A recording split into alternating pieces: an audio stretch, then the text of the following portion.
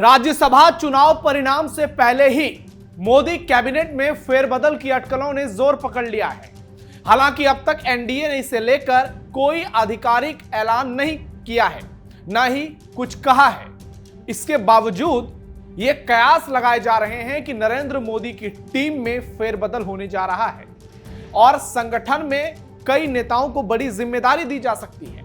वहीं चुनावी राज्यों को ध्यान में रखते हुए नए चेहरों के भी एंट्री होने जा रही है। पंजाब में बीजेपी खास एक्टिव नजर आ रही है। इसके साथ ही अटकलें लगाई जा रही हैं कि कैबिनेट में पंजाब के चेहरों को जगह दी जा सकती है। बीजेपी ने मध्य प्रदेश की राज्यसभा सीट से महासचिव तरुण चुग को मैदान में उतारा है।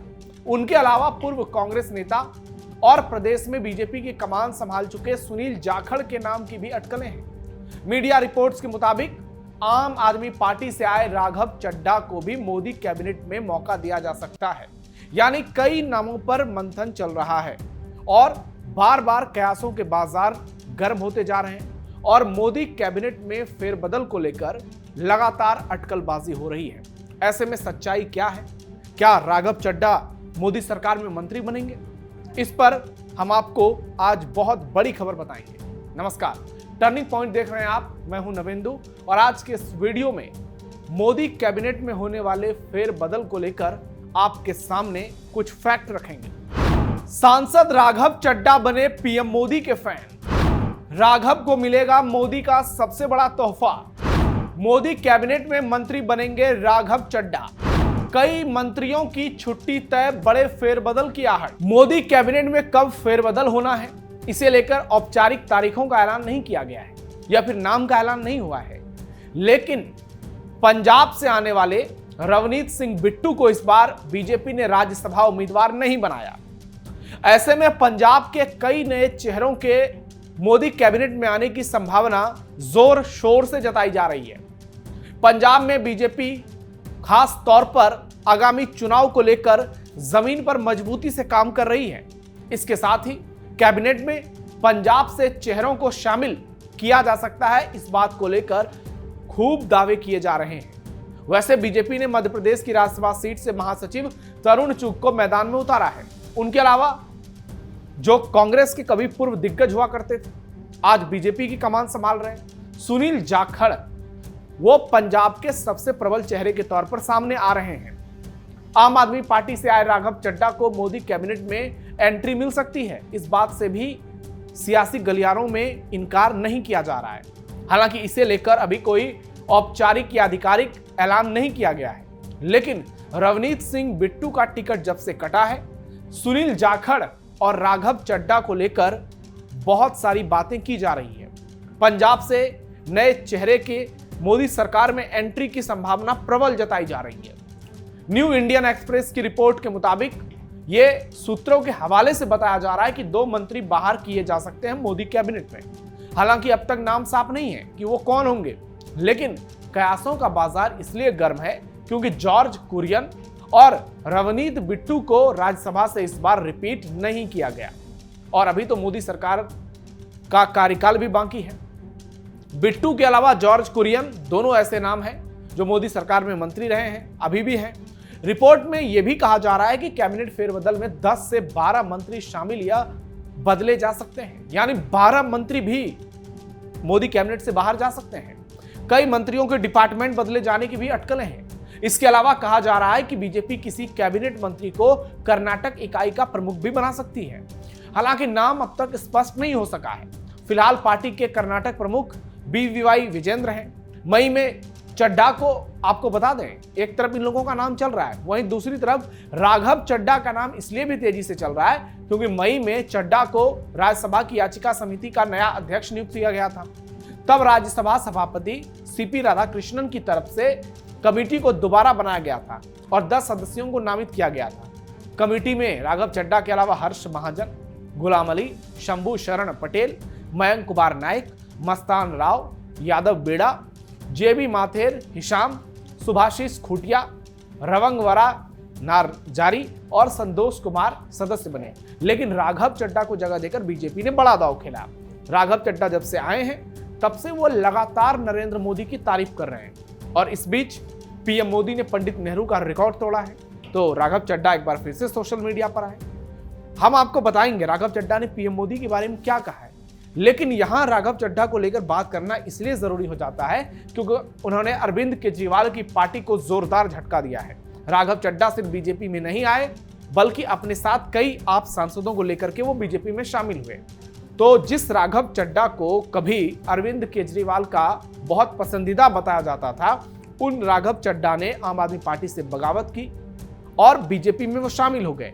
उनके नाम की अटकलें इसलिए भी तेज है क्योंकि पिछले कुछ दिनों में उन्होंने संसद में, राज्यसभा में लगातार कई इंपॉर्टेंट मुद्दे उठाए, युवाओं की बातचीत की, डिलीवरी बॉय की बातचीत की, कई ऐसे मुद्दे उठाए जो लोगों को खूब पसंद आए और इसके लिए सोशल मीडिया से लेकर मीडिया तक राघव चड्ढा की जमकर तारीफ हुई।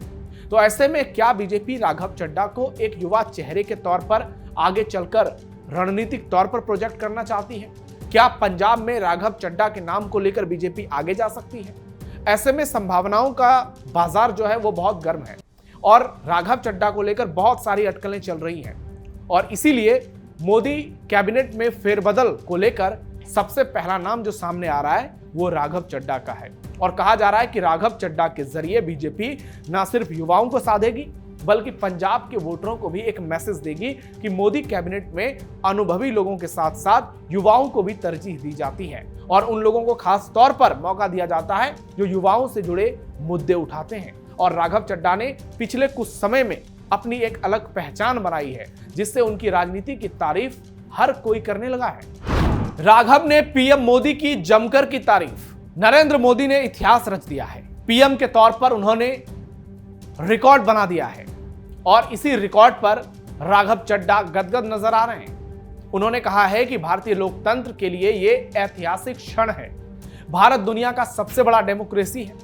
यहां की आबादी करीब 150 करोड़ है, 22 भाषाएं हैं जो कि रजिस्टर्ड है हमारे संविधान में, सैकड़ों बोलियां हैं, कई धर्म हैं, सैकड़ों जातियां हैं और बहुत सारे समुदाय भी हैं। ऐसे विविधतापूर्ण देश में किसी एक नेता को लगातार 3 बार जनादेश मिलना कोई असाधारण उपलब्धि है। यह कोई साधारण उपलब्धि नहीं है, असाधारण उपलब्धि है। सांसद राघव चड्ढा ने अपने सोशल मीडिया प्लेटफॉर्म पर पोस्ट किया और नरेंद्र मोदी की तारीफ में खूब कसीदे पड़े। उन्होंने लिखा, आज इतिहास रचा गया है। 10 जून को पीएम मोदी ने अपने पद पर लगातार 4399 दिन पूरे किए।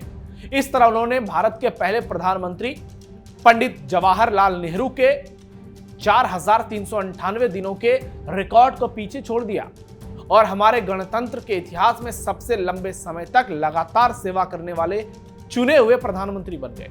उन्होंने लिखा, एक पल रुककर सोचिए कि इसका असल में क्या मतलब है। भारत कोई आम देश नहीं है। इसकी आबादी 140 करोड़ है। ये एक सभ्यता है। इतनी भाषाएं हैं, इतनी बोलियां हैं, इतने धर्म हैं, इतनी जातियों समुदायों के लोग यहां रहते हैं। इसके बावजूद नरेंद्र मोदी भारत में सबसे ज्यादा दिन तक प्रधानमंत्री बने। हम दुनिया के सबसे बड़े लोकतंत्र हैं जहां करीब 100 करोड़ लोग वोटर हैं, जो पूरे यूरोप की आबादी से भी अधिक है। यह हमारे देश में होने वाली चुनावी प्रक्रिया को शायद दुनिया की सबसे जटिल चुनावी प्रक्रिया बनाता है। यह राघव चड्ढा का कहना है। वो कहते हैं कि इन 140 करोड़ लोगों ने बार बार इसी नेता को देश की बागडोर सौंपी है। भारत की जनता से लगातार 3 बार 2014 में, 19 में, 24 में जनादेश मिला और हर बार ये भरोसे की एक नई मिसाल थी।